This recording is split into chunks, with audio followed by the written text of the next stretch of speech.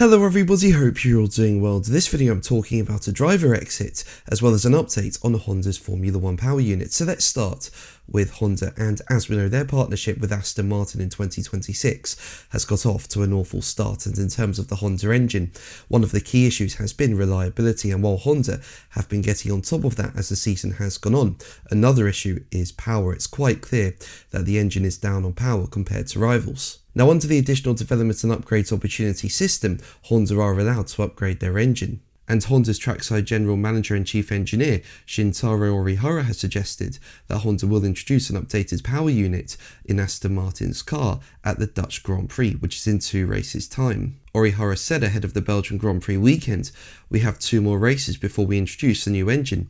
It's important to keep learning with this current spec so we can take those energy deployment findings into future races like Monza, where we also have long straights." Now make sure to subscribe so you don't miss my Formula 1 content and are kept up to date with F1 news. I'm close now to 55,000 subscribers, and your support and lovely comments are incredible, and it means so much to me. Thank you so much for it.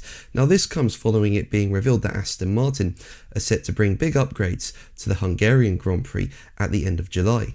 And when you combine this with Honda introducing a new engine, perhaps it could put Aston Martin on Honda on a much better trajectory in the second half of the season. Of course, there's going to be so much work to do. These upgrades in Hungary and the new engine in Zandvoort isn't going to fix everything. But yeah, I do think Aston Martin and Honda are going in the right direction. What do you think? Let me know in the comments below. But let's move on to McLaren's F1 reserve driver Pato O'Ward. Now O'Ward, who was last year's IndyCar runner-up with McLaren, has made 5 free practice 1 appearances for McLaren, 3 in Abu Dhabi and 2 more at his home Grand Prix in Mexico, as well as 4 official outings in postseason tests in Abu Dhabi. And he's also served as one of the team's official reserve drivers since 2024. However, in a recent interview, O'Ward said he now felt he was at a different point of his life and did not really get to dictate his schedule at all around those F1 commitments, and therefore spoke to McLaren Racing Chief Executive Zak Brown and politely asked to be fired from his F1 services to prioritise his IndyCar career.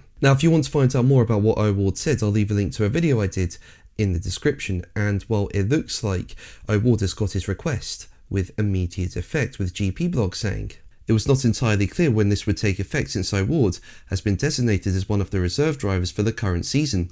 GP Blog understands, however, that O'Ward's F1 venture has now come to an end, instead of being delayed until after the current season. In any case, O'Ward was scarcely available due to his IndyCar commitments, but even after that season concludes, he will no longer be working in the F1 paddock for McLaren. The decision to grant O'Ward's request was not a difficult one after all. They have an excellent replacement in Leonardo Fornaroli. The Italian is tipped for a bright future in the sport, possibly as soon as next season. McLaren is open to loaning out the reigning Formula 2 champion. Haas has the youngster on its radar." But that's going to be the video from me. Thank you ever so much for watching. Make sure to like and subscribe for more videos, and until the next one, take care. Bye.